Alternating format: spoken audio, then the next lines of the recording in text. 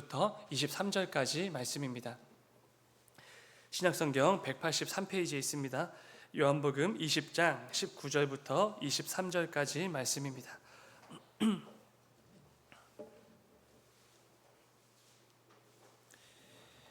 다 찾으신 줄 믿고 우리 한 절씩 교독하고 마지막 23절은 함께 읽겠습니다.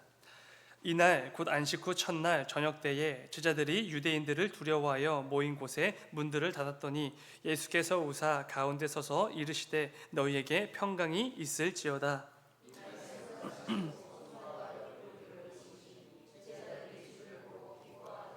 예수께서 또 이르시되 너희에게 평강이 있을지어다. 아버지께서 나를 보내신 것 같이 나도 너희를 보내노라.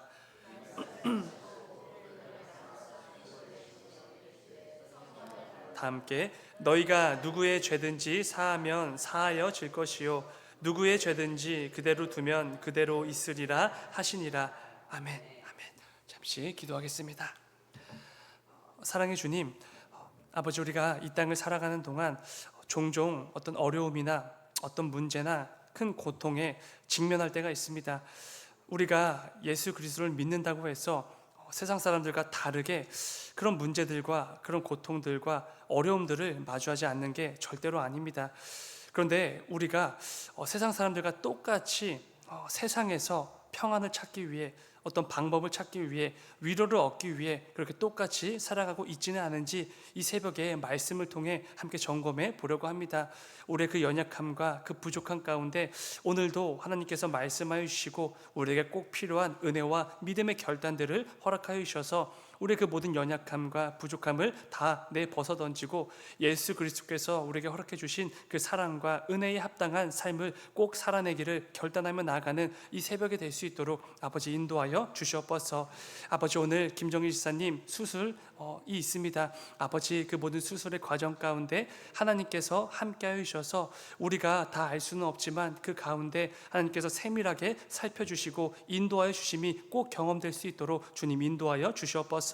그리하여서 우리 지사님 그 이전에 그 강건함을 가지고 하나님께서 맡기신 그 일들을 충성스럽게 잘 감당해냈던 그 모습들을 온전히 되찾아서 이 교회 공동체 가운데로 건강한 모습으로 돌아와 또 함께 주님의 몸된 교회 공동체를 섬겨 나갈 수 있도록 아버지 인도하여 주시옵소서. 주님 감사합니다. 거룩하신 예수님의 이름으로 기도드렸습니다. 아멘. 오늘 김정일 지사님 수술 예정되어져 있는데요. 오늘 새벽에 기도하실 때 우리 지사님 위해서 그 모든 수술 과정을 위해서 꼭 함께 기도해 주시기 바랍니다. 오늘 함께 읽은 말씀을 가지고 너희에게 평강이 있을지어다, 이런 제목으로 말씀 나누도록 하겠습니다. 예수님께서 이런 말씀을 우리에게 주셨다면 신앙생활 하기가 참 수월할 것 같습니다. 이런 말인데요.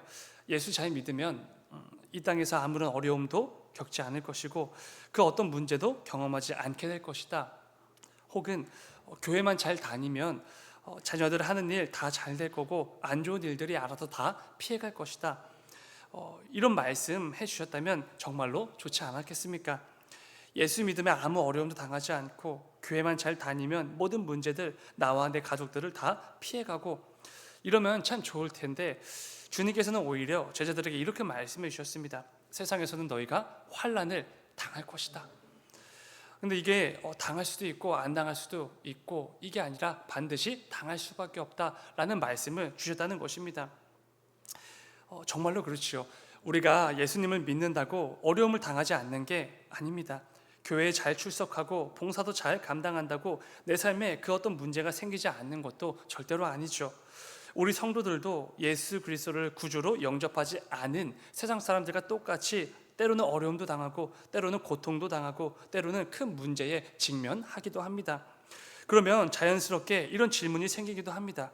예수 믿어도 교회 다녀도 똑같이 어려움 당하면 뭐하러 믿는가? 뭐하러 다니는가? 정말로 그렇지 않겠습니까? 예수 믿는다고 어려움을 덜 당하는 것도 아니고 교회 잘 다닌다고 삶의 문제들이 세상 사람들보다 덜 생기는 것도 아닌데 왜 믿고 왜 다녀야 되는가?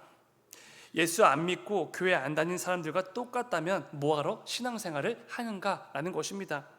어쩌면 세상 사람들이 예수를 영접하고 열심을 다해 신앙생활하는 우리 성도들을 이해하지 못하는 이유가 여기에 있을지도 모르겠습니다. 다를 바가 조금도 없는데, 그런데 여러분, 예수 믿는다고 정말로 달라지는 게 없습니까?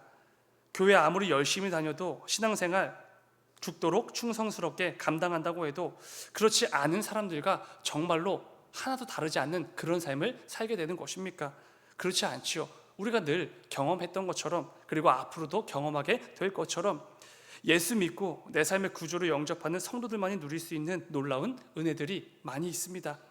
오직 예수 그리스도만이 우리에게 주시는 참된 기쁨과 평안들이 정말로 우리에게는 있죠. 이 새벽에는 그 기쁨과 평안에 대해서 함께 묵상해 보고자 합니다.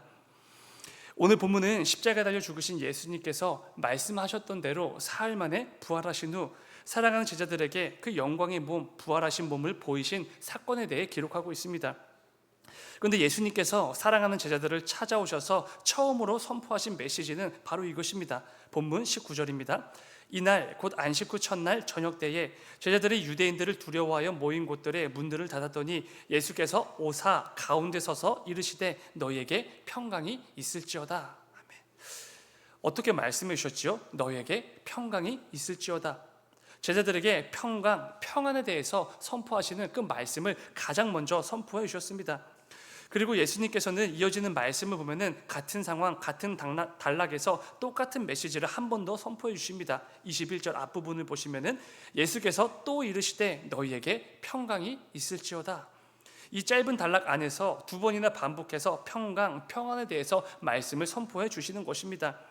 그렇다면 예수님께서는 왜 제자들을 찾아오신 후 처음으로 건네셔야만 했던 말씀이 평안에 대한 말씀이어야만 했던 것입니까? 그것도 두 번이나 반복해서 똑같은 문장, 똑같은 단어를 사용하시면서까지 왜 제자들에게 평안에 대한 메시지를 선포해 주셨는가? 간단한 이유죠. 지금 제자들이 직면한 그 상황이 조금도 평안한 상황이 아니었기 때문에 그렇습니다. 평안의 반대말을 두려움, 불안, 염려 이런 단어들이죠. 지금 제자들의 마음 상태, 그들이 직면한 현실은 두려움과 불안과 염려로 가득한 상황이었다는 것입니다.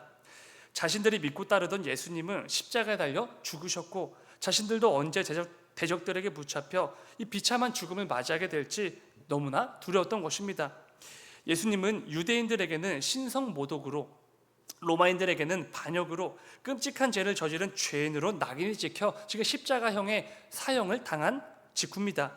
그런 예수님의 제자였다는 것이 밝혀지게 되면 자신들도 언제든지 끌려가 비참하게 죽어가게 될지 아무도 알 수가 없는 상황이죠. 이 상황으로부터 밀려오는 두려움들이 그들의 마음속에 가득했을 것이고 온갖 불안과 염려가 그들의 마음을 가득 사로잡고 있었던 것입니다. 그렇기 때문에 예수님께서 사랑하는 제자들을 다시 찾아오셨을 때 곧바로 그들에게 주셔야만 했던 메시지는 다른 무언가가 아니라 평안에 대한 메시지였던 것입니다. 온갖 두려움과 염려로 가득한 제자들의 그 상황과 현실들을 다 아시고 지금 가장 필요한 것이 평안이었기 때문에 평안의 메시지를 반복해서 선포해 주신 것이죠. 그런데 여러분, 어떤 사람들은 오늘 본문에서 예수님께서 선포하신 이 평안에 대한 메시지를 이렇게 주장하기도 합니다. 예수님이 제자들에게 건넨 평안의 메시지는 그저 인사말이었다. 예수님이 사용하신 단어, 이 평강이라는 단어는 헬라어로 우리에게 익숙한 에이레네라는 단어입니다. 그런데 이 단어가 당시 유대인들이 편하게 인세를 건넬 때 주고받았던 단어라는 것이죠. 그때 당시 유대인들은 만나면 반갑다고 샬롬, 에이레네 이렇게 단어로 주고받았다고 합니다. 그래서 어떤 사람들은 예수님께서 단지 제자들을 오랜만에 만나셔서 너무나 반가운 마음에 안녕, 잘 지냈니, 별일 없었지 이런 인사처럼 에이레네라는 단어를 건네셨다라고 주장을 하는 것이죠. 당시 유대인들의 문화를 보게 되어지면 이런 해석도 어느 정도 가능해 보이긴 합니다. 그런데 본문의 맥락상 너무나 어색한 해석이죠.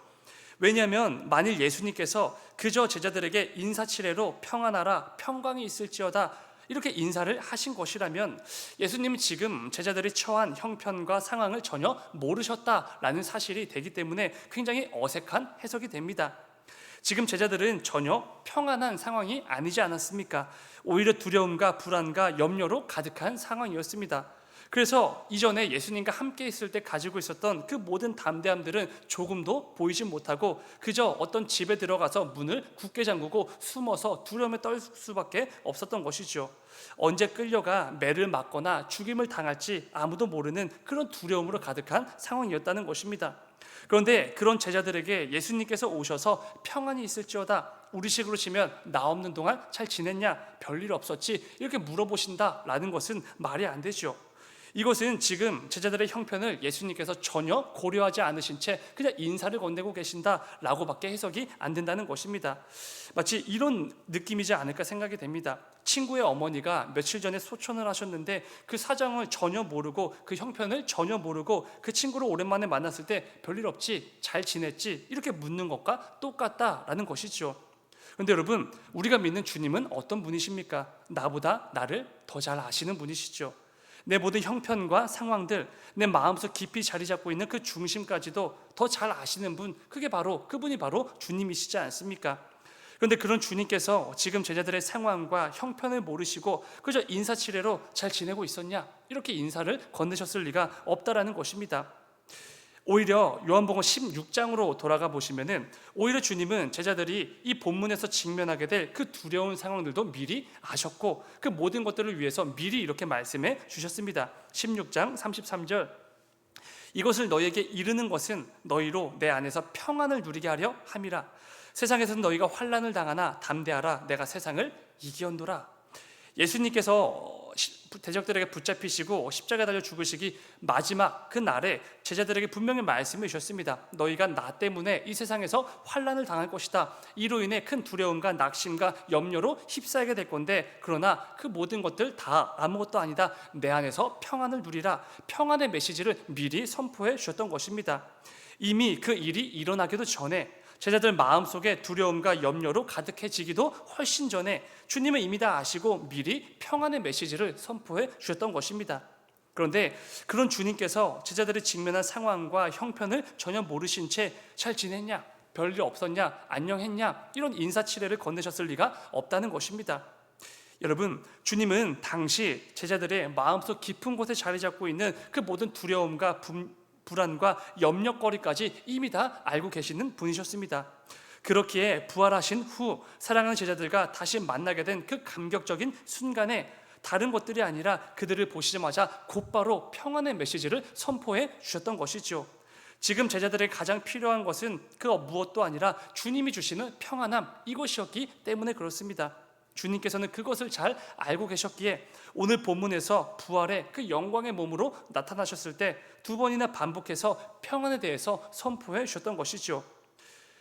여러분, 한번 생각해 보시기 바랍니다. 그 두려움과 염려와 불안으로 가득했던 제자들이 부활하신 주님께서 영광의 몸으로 다시 찾아오셔서 평안의 메시지를 선포해 주셨을 때 얼마나 감격스럽고 그 마음에 얼마나 큰 위로와 평안함을 느꼈겠습니까?